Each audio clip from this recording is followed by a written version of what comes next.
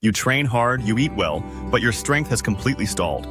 The key to getting stronger isn't in the gym, but in the 23 hours you spend outside of it. Welcome to Levitas. Today, we are skipping the quick fixes and diving into 7 evidence-based and genuinely surprising recovery hacks that actually build strength. And here's a question: which recovery factors do you overlook the most? Let me know in the comments below, and as always, please take a second to like the video. Your engagement helps us with the algorithm. Alright, let's get into it. Hack number 1. The first hack is the one we all know, but few of us truly respect: sleep optimization. We tend to think of sleep as just time off. It's not. It is your body's primary, active repair cycle. This is when your body releases the majority of its human growth hormone, or HGH. This hormone is non-negotiable for repairing muscle tissue and synthesizing new, stronger fibers. When you brag about only needing 5 hours of sleep, you are actively telling your body not to build muscle. The clinical evidence is clear.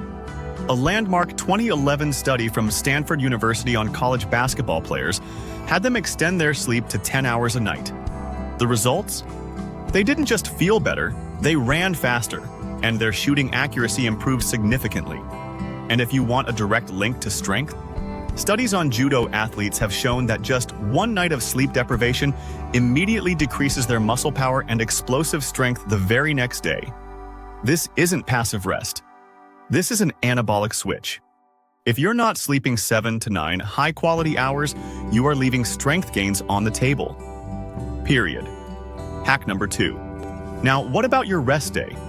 If you're like most people, you probably spend it on the couch believing that doing nothing is the fastest way to recover. That's a myth. The surprising hack here is that active recovery is far superior. Here's why. When you train hard, you create metabolic byproducts. Think of things like lactate and hydrogen ions. When you're completely still, that metabolic junk just pools in your muscles, contributing to that stiff, sore feeling. But light, gentle movement like a 20-minute walk, a slow bike ride, or a casual swim keeps your blood flowing. That increased circulation acts like a biological garbage disposal. It flushes out those byproducts and, just as importantly, delivers fresh, oxygenated, nutrient-rich blood to your damaged muscles to accelerate repair. An ACE-sponsored study in 2018 found that active recovery was 7 times more effective at maintaining power output in subsequent workouts than completely passive recovery.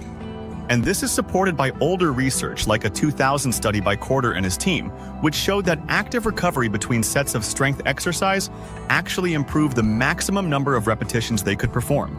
So on your rest day, don't be a statue. Go for a walk. Your body will thank you. Hack number 3. This next one is probably sitting in the corner of your room collecting dust. Foam rolling. Most people misunderstand the foam roller. They think it's just a tool to break up knots or a form of self-torture to deal with soreness. But the surprising truth is that it has a direct link to your next workout's performance.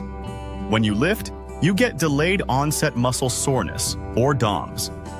That soreness and stiffness can severely limit your range of motion. If you're too sore to hit a full-depth squat, or you can't get a full extension on your bench press, you can't recruit all the muscle fibers. And if you can't recruit them, you can't strengthen them. Foam rolling, or self-myofascial release, helps reduce that soreness and temporarily improves your range of motion. A 2019 meta-analysis by Weewelhove and colleagues found that foam rolling after an intense workout attenuated the decrease in strength performance that usually follows. Even better, a 2021 study found that just 90 seconds of foam rolling, 48 hours after a tough workout, significantly improved muscle strength compared to the group that just rested. So, think of foam rolling as prepping your muscles for your next session, allowing you to perform at 100% and continue making progress. Hack number 4. Alright, let's talk about the big trendy one: cold and heat therapy. You see elite athletes and influencers plunging into ice baths, and the bro science is everywhere. But what does the actual science say for strength? It's complicated, and the answer is surprising. First, cold water immersion. Ice baths are fantastic for one thing: reducing inflammation and perceived soreness. A 2021 meta-analysis confirmed that it's beneficial for neuromuscular recovery, Think explosive power, like your vertical jump, at the 24-hour mark. It numbs the pain and calms the inflammatory fire. But here's the surprise. A very recent 2024 study found that hot water immersion, not cold, actually improved the recovery of rate of force development, your ability to generate strength quickly. Heat does the opposite of cold. It's a vasodilator, meaning it opens up your blood vessels, flooding the area with blood and helping with tissue elasticity. So what's the hack? Use the best of both worlds with contrast water therapy. This is where you alternate, for example, 2 to 3 minutes in a hot shower, then 1 minute in a cold shower. This alternating process creates a pump effect. The heat opens the vessels, the cold squeezes them shut. This vasodilation and vasoconstriction actively flushes metabolites out of your muscles. Use cold if you're just trying to manage soreness, but use contrast or heat if your goal is to restore force. Hack number 5. As a doctor, this one is close to my heart. This hack isn't just eat more protein. It's about targeted nutrition, specifically timing and distribution. Let's be clear, lifting weights doesn't build muscle. It damages it. It creates microscopic tears in the muscle fibers. The gains happen when your body repairs those tears, building them back slightly stronger and thicker. To do this, your body needs building blocks, amino acids, which come from protein. A 2025 review on protein intake for athletes confirmed that strategic supplementation significantly improves explosive strength. But how? First, distribution. Don't just eat one gigantic 80-gram protein steak for dinner. A 2018 study by Schoenfeld and Aragon, two of the top researchers in this field, highlighted that muscle protein synthesis is much more effective when you distribute your protein. Aim for 20 to 40 grams or more, 3 times a day. Second, the anabolic window. This idea got debunked as a myth for a while, but the truth is it is important. That 60 to 90-minute window after your workout is when your muscles are most receptive to nutrients. Aiming for 20 to 40 grams of high-quality protein in that window is a proven way to kickstart the repair process and maximize your strength gains. Hack number 6. This is the hack that I guarantee almost everyone watching is ignoring. Mindfulness and stress reduction. You cannot separate your psychological state from your physical one. Your brain and your biceps are connected. When you have high life stress from work, family, finances, or just doom scrolling, your body enters a chronic fight or flight state. This state floods your system with a hormone called cortisol. Cortisol is the enemy of strength.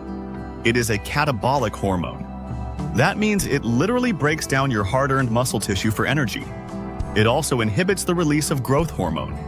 You can have the perfect workout and the perfect diet, but if you are chronically stressed, you are in a catabolic state that's actively sabotaging your own strength gains. The hack? Manage your mind. A 2019 randomized controlled trial found that simple mindfulness practices, like meditation or guided breathing, significantly improve the adaptive responses to stress.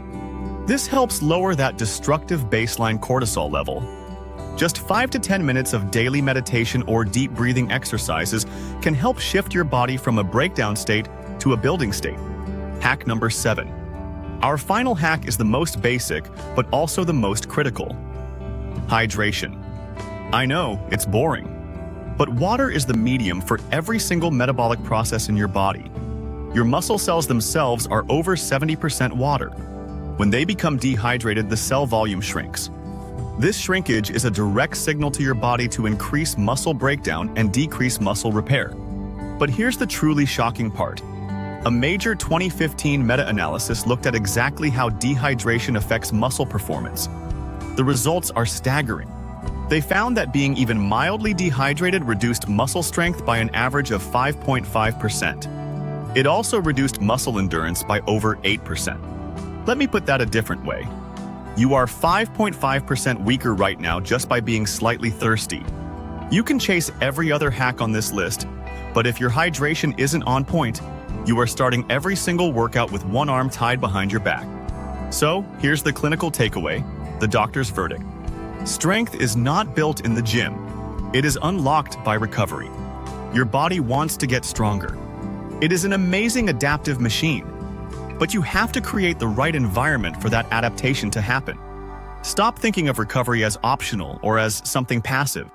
Start treating your sleep, your hydration, and your stress management with the same intensity and focus that you treat your lifting. That is the sustainable, science-backed path to long-term strength. The next time you feel stuck in a plateau, don't just add another plate to the bar. Try adding another hour of sleep, another glass of water, or 10 minutes of quiet mindfulness. You might be shocked by the results.